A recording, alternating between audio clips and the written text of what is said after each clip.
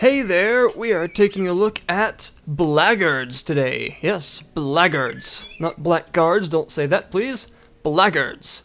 I'm pretty sure I'm allowed to say that even though I don't have any sort of fanciful European or, say, British accent, because that's generally where you hear that word, but that's how it's pronounced, alright? I'm not gonna say Blackguards because that's not what it is. So, anyway, this is a game developed by Daedelic Entertainment. Daedelic have done some interesting things. They're a German developer and publisher, I believe, and they are perhaps most famous for their point and clicks. They do lots of point and clicks, as it turns out. On Steam, you can even take a look. They have made a series that a lot of point and click fans are very familiar with, that being the Deponia trilogy, which are supposedly very, very good point and clicks.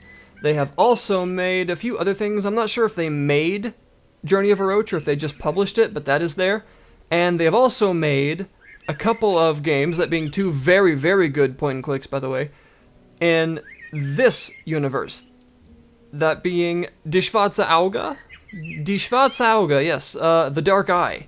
Die Schwarze Auge. It's German, obviously. It is a pen and paper rule set, a la D&D, things like that. But in this case, it's a bit different. It's actually quite interesting. I have to attest I don't know anything, really, about the universe, but this has sufficiently interested me in it, which is definitely a good thing to say about the game, first off. The other two point and clicks that they've made that are in this universe are, let's see, Chains of Satanav and Night of the Rabbit.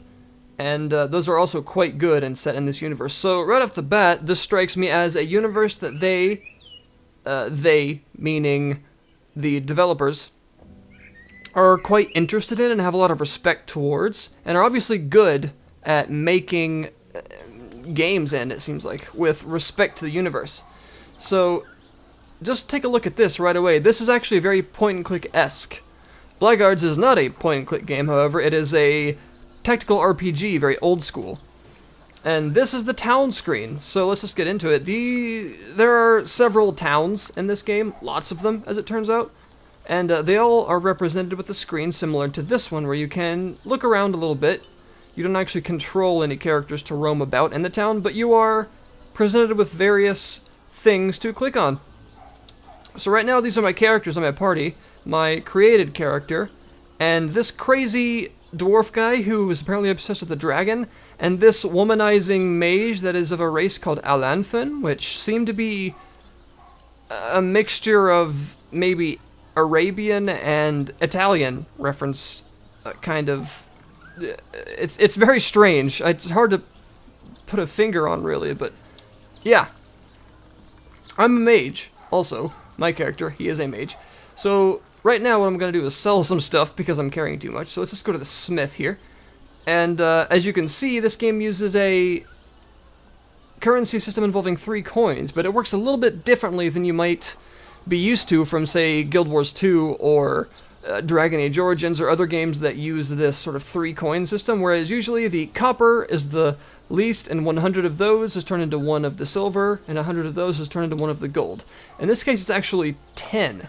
So right now I have 8 silver thalers, I presume it's pronounced. As soon as I get 2 more, it will then become 1 of these. So it works a little bit differently. This, I believe, is unfortunately pronounced ducat and not ducat, because saying gold ducat is kind of fun and gives me some Deep Space Nine references. But, you know, whatever. Ducat, sure, fine. Ruin the fun for me. And I'm carrying a couple things I don't need. I don't need this metal buckler. I don't need this torch. These bolts I'm not interested in keeping right now. All of them, please. I didn't mean to do that. And provisions I could maybe use a couple more of. Keep that stuff for the moment. So you can only carry a certain amount of stuff, as you can see by this load here.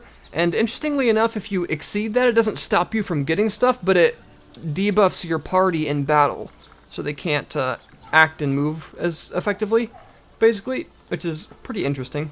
Adds encumbrance. So I'd like to buy some provisions, because resting is important, so let's go ahead and do that. They've got 5. I want to buy... Let's just get 2. That'll be almost a gold ducat. And let's get out of here. So that's one town. There are many more, and as you may have noticed, it's actually quite pretty.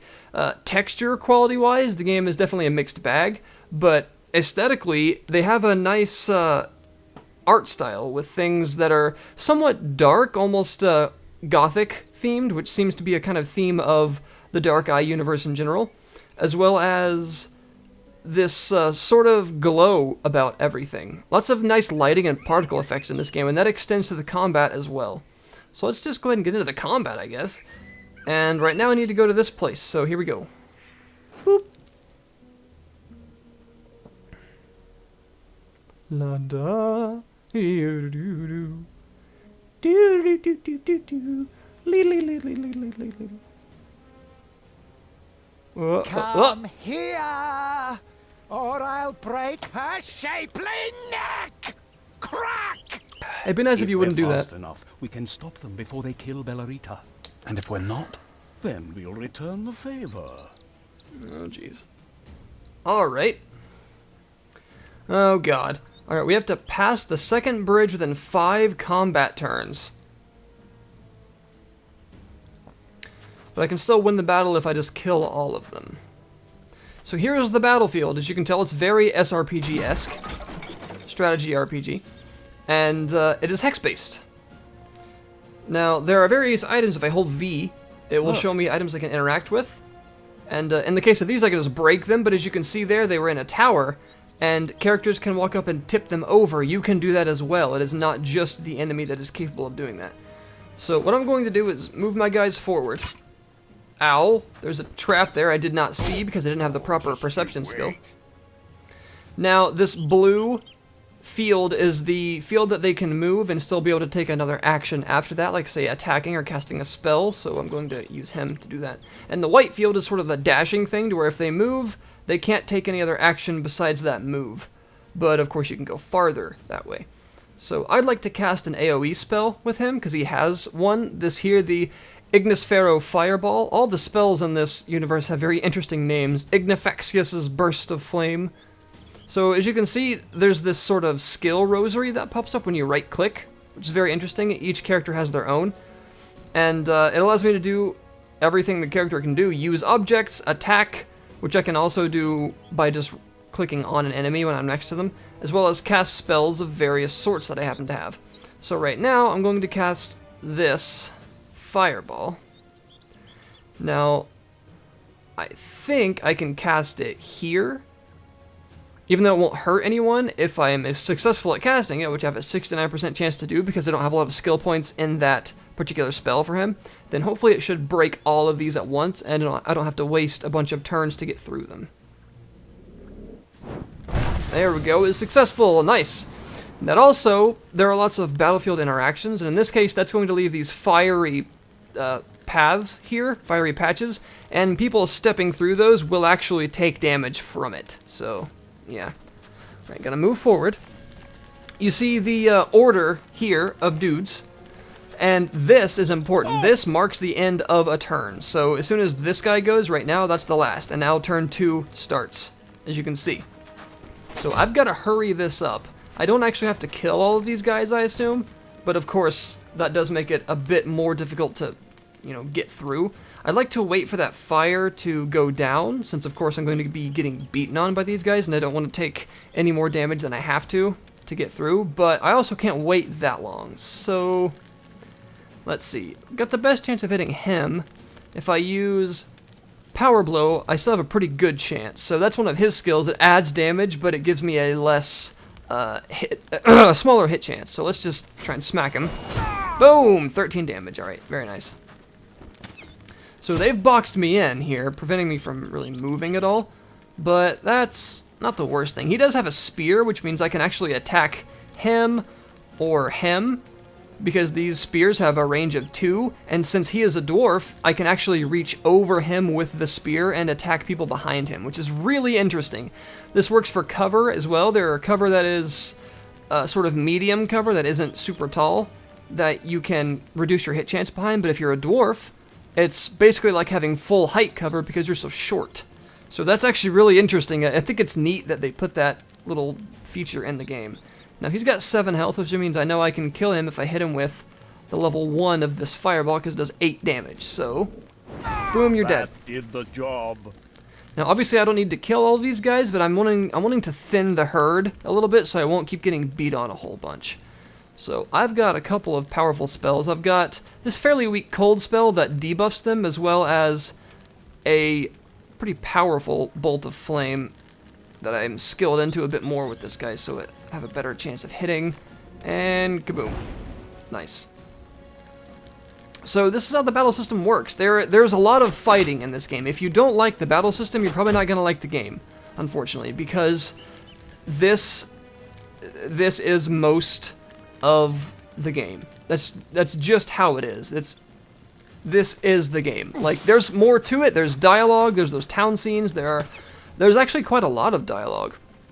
Even dialogue choices that can change the path of quests. For instance, I don't even have to rescue her if I don't want to. There was an option earlier that said, you know what, screw her, we're just gonna keep walking and not do this mission, but I chose to do it. So that's the entire reason I'm even here in the first place. Which I gotta say is a pretty neat way of doing things. Alright.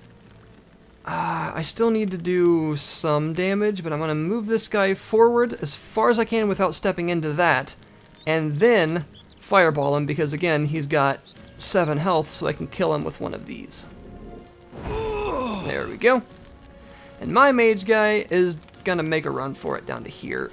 Take some unfortunate damage in the process, but hopefully some healing spells will help us out. Now he's parrying, and we're gonna talk more about that in a minute, but you can only parry once per combat turn. So actually surrounding someone and hitting them multiple times is a legit prospect, because although they can dodge as many times as their stats allow, they can only parry one successful attack a turn.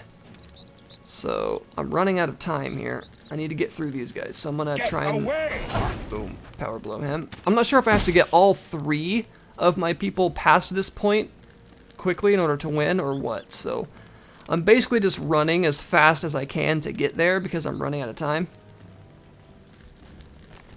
Run through the fire. Oh, I should have pathed them differently so I didn't run through both fires. Now, I need to get that guy down so I can walk past him, but I'm afraid my mage will die, so I don't know if I should heal him or... because I do have this Balm of Healing. Good chance I can give him 20 more health. But you know what? I need to power through this as best I can, so... unfortunately, I can only hit him from this angle. So that actually isn't necessarily the smartest move. I'm going to just heal myself. Because, you know, I don't want to spread out the damage and take longer because I don't have that much time. As you can see, everything is very stat-based, lots of dice rolls and things. I mean, it is a pen and paper universe, so that translates to having lots of dice rolls and things in your combat. Alright, he needs to go down this turn. Come on, nice. Very nice. Crap. No! Alright, well, I'm screwed because I can't get through with this guy. So actually, I think I'm going to lose this mission. Unfortunately, I guess I should have rushed harder to get across. So I might have to try this again. Oh well, we'll try again. We'll just attack for the time being. I'll show you more of the leveling progression stuff in a minute, because that's very important to this.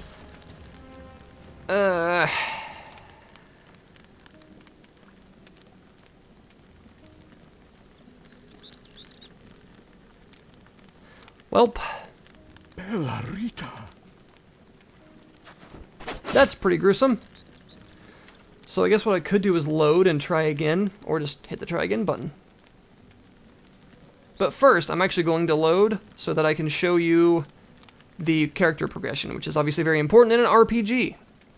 So let's do that. It's actually quite difficult. This is how the leveling works. There aren't actually levels in the normal sense. You get experience in the form of AP, or adventure points, and it will also call it experience. The terms are used interchangeably, they're the same thing. And the leveling system kind of reminds me of the first Deus Ex in a certain way, because it involves just amassing experience to spend however you want on your character's various skills. And there are 5 pages of different things to spend your points on. How cool is that? So, base values, these are your stats, your basic stats, and it tells you what all they determine. And of course, increasing these is very expensive because they're your main big stats. Astral energy, by the way, is that blue bar. That's basically mana. Then you have weapon talents. So this is where that pairing thing comes into play. Now, you spend points, as you can see, to increase the level of one of these talents, which makes you better at using that weapon. And as you can see, as a shield and a sword, if I do this, since he's equipped with a staff, he'll be much more likely to be able to parry a blow with his equipped staff, but he'll be less likely to be able to hit things with it. And vice versa, if I do this, then he'll be much more likely to hit someone, has a much better chance of scoring an effective actual strike and not being parried or dodged, but not very likely to parry. And of course, these amounts are determined by the skill. So I have 8 skill levels in staves, that meaning I have 8 of these points to mess with. So if I keep it in the middle, I have 4 of each. The cost of skills obviously increases as you put into it. And keep going. And you also have talents. Talents and spells are, as you can see, they have levels.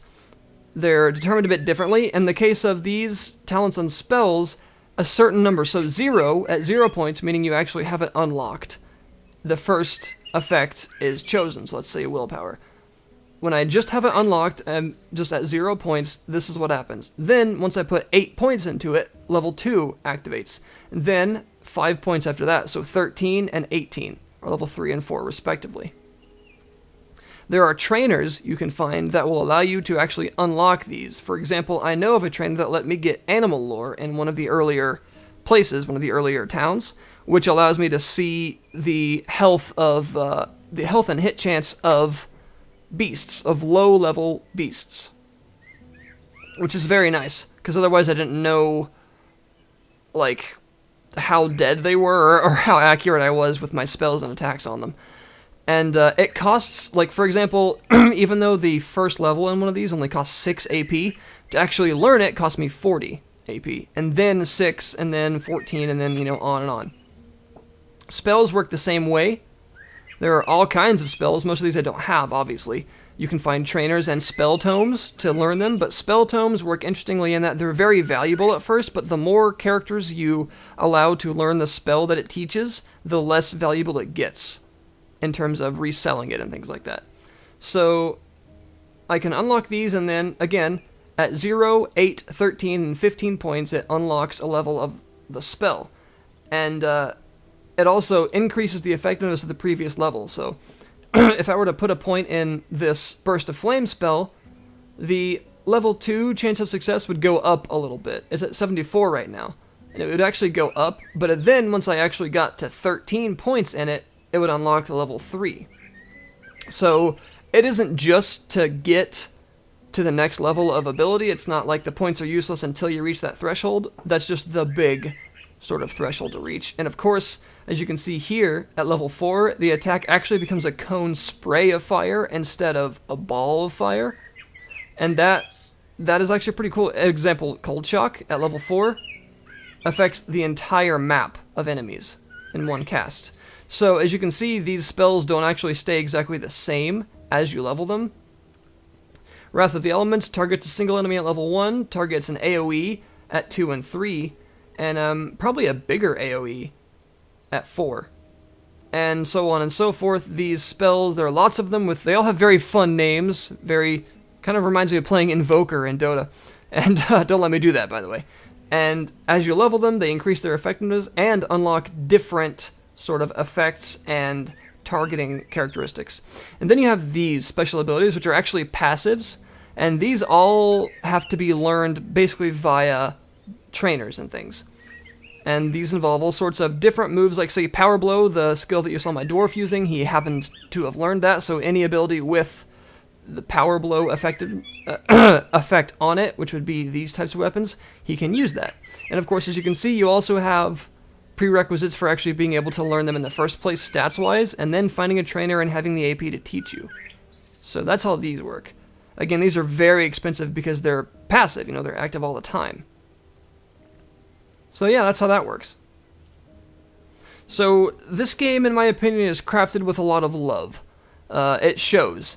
I have to say that the equipment, for example, which is one of the more important parts of your character's looks, is actually all very impressive looking. Armor isn't bad. Your actual character models aren't that great looking, like face-wise and things like that, but the texture quality and the modeling done on all the weapons and stuff like that actually looks pretty freaking cool. There's actually quite a bit of detail put into them, considering you're not seeing them too close. And that is another thing with the battle maps as well. The actual town views and the areas you fight on are actually kind of pretty. Again, it's this isometric perspective, so you're not seeing them all that close. But what you are seeing is actually pretty nice. And again, I don't see these battle maps repeated. It even says there's like over 130 or 180 of them or something like that on the Steam page. There are a lot of these battle maps, and they're all actually quite pretty and varied with different interactions. I was in a swamp at one point, and someone mentioned to me that the swamp gas was flammable, and I was able to use that to defeat this big, like, ogre troll thing that is way too strong for me normally by setting it on fire and basically making it explode with the swamp gas. I've shot beehives off of trees to get the bees to swarm and attack enemies under them. I've caught people in like mud and made them fall down, like sinkholes and all kinds of stuff. There's all sorts of usable objects, breakable items, and sort of interactable environments in all of these battle maps. Dang it, I forgot that was there.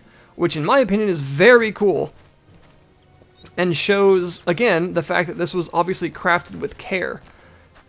Another respect to that is that in a lot of, say, D&D style games, it's a mixed bag of how hardcore it is. Either you have to have really played D&D to know what you're doing to enjoy it, or it's dumbed down to an amount where even though it's nice to have not had to play D&D before, it means that people that have, for example, played D&D are going to enjoy it less because it kind of caters to a slightly more casual demographic.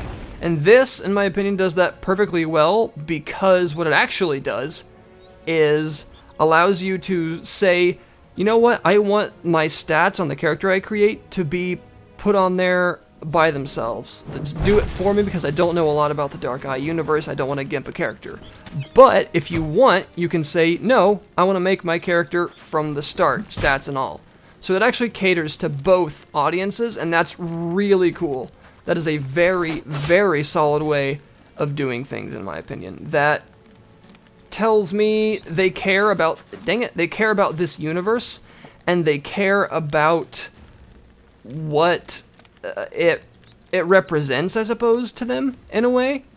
Meaning it's clear that they know a lot about the Dark Eye as a universe, and they respect it as an IP, and they use it well, it seems like. Again, I don't know a lot about it myself, but playing this has interested me in it to the point where I'm going to wiki it, I'm going to look it up. And that's definitely a good mark in the game's merit. So, again, graphically it's a mixed bag. The voice acting, the voice acting isn't all that great on most of the characters. The story is actually quite interesting so far, and aside from that, it just seems to me like they've put a lot of attention to detail into it, and it shows. And it's very clear that the amount of care that they have crafted this game with, if you like the type of game it is, you are going to enjoy it. And that seems to be the thing with their point and clicks as well. Ah, crap. To the point where, more or less, this is actually a pretty hard battle. To the point where, more or less, if you like what this game does, you're going to like this game. And that's just that, in my opinion. Oh, that just ruined it for me. I could have won this battle, but there was a trap there I didn't see. Balls. I'm gonna have to keep trying this. Oh well. Well, folks, that is Blackguards. I hope you enjoyed it. And I need to get better at this. I might have to go level a bit more or something. or I guess it's not really leveling, but I just need to get faster. I need to do that better. Maybe get some more HP for that battle. But yeah, there's lots of side quests to do. This is only the first act. Supposedly, after about Act 3, the exploration opens up a lot, and there are a lot more places to go. There are tons of side quests to do. And again, you can actually change the course and outcome of quests based on what you do and what you say. So, for example, that staff my main character is using, I was actually supposed to turn that in for a quest, and I would get 3 gold for it, but I told the guy that I didn't find it, which actually completed the quest and gave me the same amount of experience, but of course he didn't reward me with the gold, but that means I get to keep the staff. So that's just a very simple example, and there are apparently lots of examples of that throughout this game that allow you to change the course of quests, basically. Again, like I said, for example, this quest, I could have said, no, we're not going to find the Baroness. We're not going to rescue her, screw it. And probably I wouldn't have even had to do this mission, although I'm going to do it. I'm going to save her, I'm going to do it. But yeah, that's Blackguards. I really hope you like the look I gave you. I'm going to keep playing it because it's actually a lot of fun. This map is a bitch, by the way. There are so many crypt lice in this cave, it is a nightmare. I need to have stronger spells and a better melee weapon for Norum to get through this effectively. But yeah, so that's the package. Strategy RPG, really good hex-based combat, a lot of skills and spells and equipment, very good looking equipment. Good amount of dialogue that, while it isn't voice acted superbly, it's not cringeworthy, and there are lots of dialogue choices that allow you to use your various characters to speak and change the course of certain quests. A large world, quite a large world, to the point where apparently, there's a lot of places to go, and again, later on I believe there are 5 acts in this game. Later on, after about the 3rd act, it really opens up, supposedly. That's what people on the forums are saying.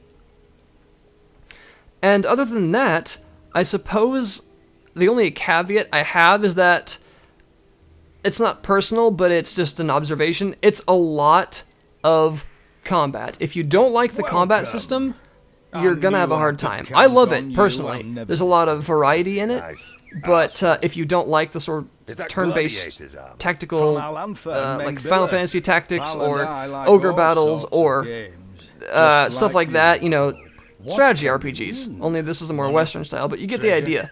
If you don't like that kind of battle system, you're not going to like this game, I'm sorry to tell you. Because there's a lot of battling, but I love it. Are you ready? I'm actually having a lot of fun.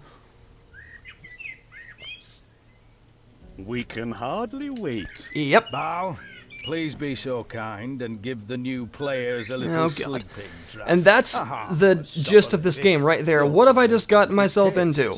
That seems to be the whole point behind this game. It's like, what am I doing now? What situation am I going to be thrown into? What crazy nonsense am I going to come up against next? That... Oh, you're awake, finally. Basically... You kicked me. God. That sounds like Daniel from Amnesia, by the way. His voice actor, is that Daniel? I'm gonna look that up. Anyway, at least they gave that's us some fancy shirts. that's how this They game smell works. of slaughtered pigs. You're constantly finding yourself, again, the course changed, in all sorts of strange circumstances as the 3 blackguards accused of false crimes and things like that. So I'm gonna try and adventure my way out of this mess I've just gotten myself into. And if you guys want to check it out, I will put the link to the Steam page in the description below this video. This has been Blackguards, and by the way, there is a lengthy and very good demo available on Steam. If you want to try the battle system yourself, you can. I would recommend it because demos are free. And yeah, go for it. Blackguards, ladies and gentlemen, I recommend it if you like RPGs with lots of character building, and even if you're not a fan or don't know a lot about the pen and paper universe of The Dark Eye. I'm gonna look it up after this, that's for sure. This is quite the crypt I'm in. Look at those lighting effects. I'm a sucker for good particle and lighting effects in games, so yeah. Well, thanks for watching, guys. I hope you enjoyed this, and I will see you next time. I'm thirsty. Goodbye.